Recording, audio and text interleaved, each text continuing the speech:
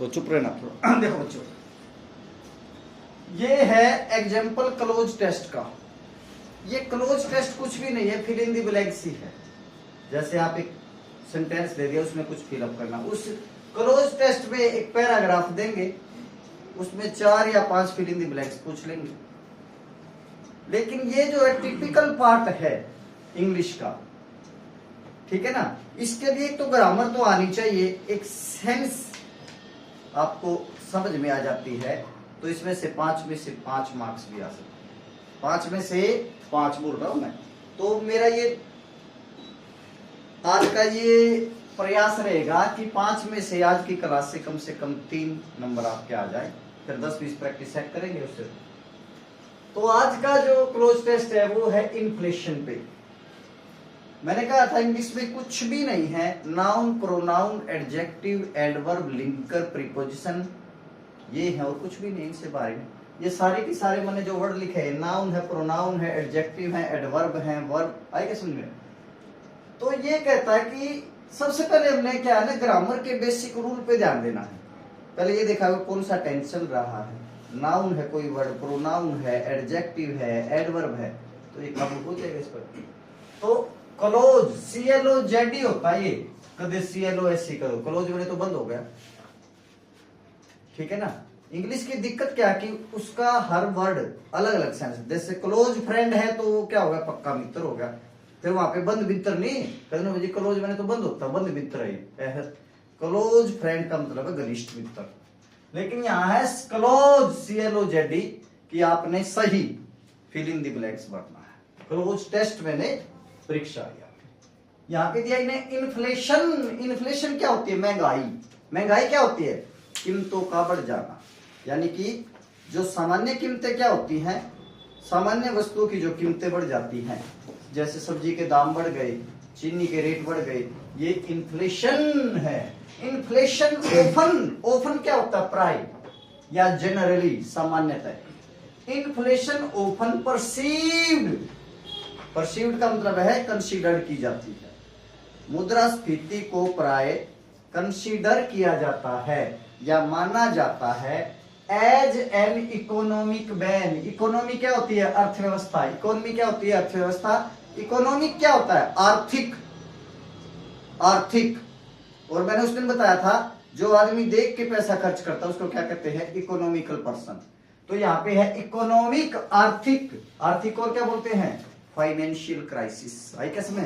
ये क्या है? संकट। बेन क्या होता? अभिशाप। अगर वस्तु की कीमतें बढ़ जाएगी तो गरीब आदमी के लिए तो कलंक है वो, क्योंकि उसकी तो सैलरी कम है। उसके मगर कोई आदमी दिन के 500 रुपए कमा रहा है और वस्तुओं के दाम बढ़ जाएंगे तो उसका तो खर्चा चलाना ही मुश्किल हो जाएगा। आई क्या समझ में? ठीक है ना। तो इन्फ्लेशन ये बताओ वर्ब है या नाउन है? इन्फ्लेट वर्ब है। यहां से इन्फ्लेट क्या है? इन्फ्लेट का मतलब होता है गुब्बारे का फूलना, और वस्तु की कीमतें बढ़ेंगी तो फूल रही है वो भी। आई नहीं समझ में? तो इन्फ्लेट, इन्फ्लेटेड, इन्फ्लेटेड, पहली वर्ब हो गई। इन्फ्लेट वर्ब है, इन्फ्लेशन नाउन है। लेकिन मुद्रास्फीति को आप देख थोड़ा सकते हैं, कौन सा नाउन होगा? Abstract noun. आगे कैसे? इस तरह से करना, एब्स्ट्रैक्ट नाउन नोट करो, एब्स्ट्रैक्ट नाउन नोट करो। ऐसे नाउन जिनको देख नहीं सकते, छू नहीं सकते, पकड़ नहीं सकते, उनको क्या कहा जाता है? भाववाचक संज्ञा। ऐसे नाउन जिनको देख, भावों में है जो ईमानदारी, बेईमानी, झूठ, सच्चाई, ये क्या है? सारी एब्स्ट्रैक्ट नाउन। ऑनेस्टी, लव, प्यार, नफरत, ये सारे क्या है? Abstract noun. तो इन्फ्लेशन भी कैसा नाउन है? Abstract noun. ओपन, प्राय, आई क्या समझ में? प्राय, ध्यान से देखो भाई। इन्फ्लेशन ओपन परसीव्ड एज का मतलब क्या? के रूप में। एज के बहुत से मतलब होते हैं, लेकिन यहाँ पे क्या अर्थ है इसका? के रूप में। मुद्रास्फीति को प्राय या सामान्यतः एक आर्थिक कलंक के रूप में जाना जाता है, कंसीडर किया जाता है, समझा जाता है। और कौन सा वर्ड आ सकता था यहाँ पे? नोन। नोट करो, नोन मैंने क्या होता है? जाना या रिकॉग्नाइज्ड। नोट करो, रिकॉग्नाइज्ड या आइडेंटिफाइड। आइडेंटिफाइड। आइडेंटिफाइड मैंने क्या होता है, पहचान की जाती है। क्लियर हो गया, माना जाता है। Inflation generally perceived considered as an economic crisis. अभिशाप है तो संकट आएगा या नहीं आएगा? अभिशाप है तो क्या होगा, वो संकट है, एक क्राइसिस है, एक बैन है, अभिशाप है। अभिशाप के क्या है, बेन, बलोट, सकार, एस्पर्शन, स्टिग्मा, कलंक है ये। आई क्या समझ में? कर्स, बीडीजे कर्स।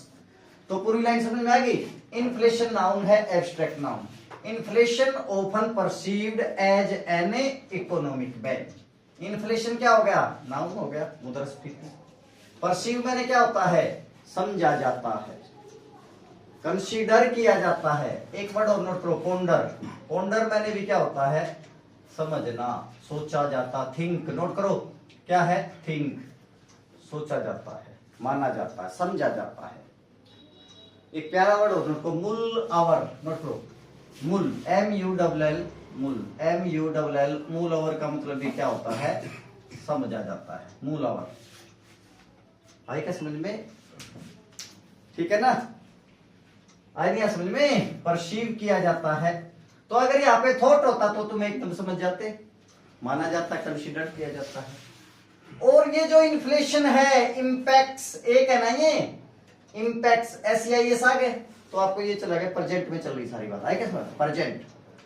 और नोट, तो जब भी कोई जनरल बात होगी वो प्रेजेंट इंडेफिनिट में रहेगी। इंपैक्ट्स का मतलब क्या होता है, प्रभावित करना। और ये प्रभावित करने को क्या बोलते हैं, इफेक्ट या इन्फ्लुएंस। इन्फ्लुएंसेस या अफेक्ट्स, इंपैक्ट्स, अफेक्ट्स या इन्फ्लुएंसेस। वेरियस का मतलब क्या होता है, भिन्न भिन्न। एक अर्थव्यवस्था में बहुत से क्या होते हैं, क्षेत्र होते हैं। उत्पादक वर्ग को, आई क्या समझ में, गरीब वर्ग को, उपभोक्ता वर्ग को, दुकानदार को, महिलाओं को, आई क्या समझ, बच्चों को। अगर आपके स्कूल की फीस बढ़ जाएगी तो ये भी तो इन्फ्लेशन ही है ना। किस पे प्रभाव पड़ेगा, आपके पेरेंट्स की इनकम पे पड़ेगा, है? आपके स्कूल की फीस माने 2000 थी, 2500 हो गई तो 500 रुपए कम हो गए ना इनकम में से, खर्चा ही तो है वो।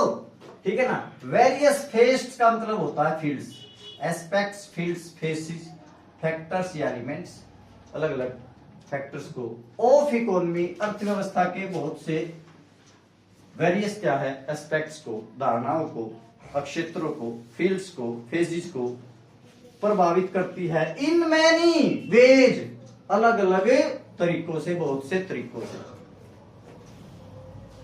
जब इन्फ्लेशन बढ़ती है तो प्रोड्यूसर को तो फायदा होता है, मैन्युफैक्चरर को, कीमतें बढ़ती हैं। लेकिन सबसे ज्यादा नुकसान किसको होता है, पेंशनधारी को। पेंशनधारी और किनको, जो सैलरी वाले लोग होते हैं, क्योंकि उनकी इनकम बंधी हुई होती है। आई क्या समझ में? तो यहाँ पे in many ways, in many ways क्या हो गया, तरीकों से। वेज क्या हो गया, तरीकों से, धारणाओं से, फॉर्म्स में, इन मैनी रूपों में, बहुत से रूपों में प्रभावित करती है। आई क्या समझ में?